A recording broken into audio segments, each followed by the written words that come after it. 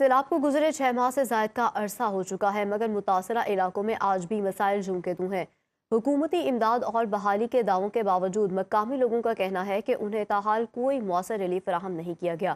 اس وقت ہمارے نمائندے عبداللہ شریف متاثرہ علاقے میں موجود ہیں، مزید وہ بتائیں گے۔ جی بالکل، سیلاب کو گزرے 6 ماہ گزر گئے اور تاحال یہاں پر جو مقامی لوگ ہیں ان کی مشکلات حل نہ ہو سکے اور لوگ اپنی مدد آپ کے تحت اب بحالی کے کام میں مصروف ہے۔ اس وقت اگر آپ میرے عقب میں دیکھیں تو یہ پل آپ دیکھ سکتے ہیں، یہ لوگوں نے چندہ اکٹھا کر کے یہاں پر یہ پل بنایا ہے تاکہ بچے اور جو شہری ہے اس پر آ جا سکے۔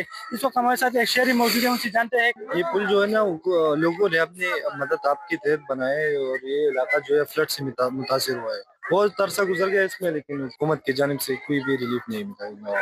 جی بہت شکریہ جی، آپ نے شہری کی بات جانی۔ یہاں پر گیس کے لیے کھدائی کی گئی تھی، اس کے راستے بھی ابھی تک تاحال تعمیر نہ ہوئے اور یہاں پر کیچڑ ہی کیچڑ ہے۔ اور یہاں پر مقامی لوگ یہ شکوہ بھی کر رہے ہیں کہ چونکہ یہاں پر منتخب نمائندے ہیں وہ بھی یہاں پر نظر نہیں آ رہے اور لوگوں کی جو مشکلات ہے اس میں مسلسل اضافہ ہو رہا ہے۔ جی کراچی کے بیشتر علاقوں میں خراب سڑکیں شہریوں کے لیے مسلسل اذیت بن چکی ہیں۔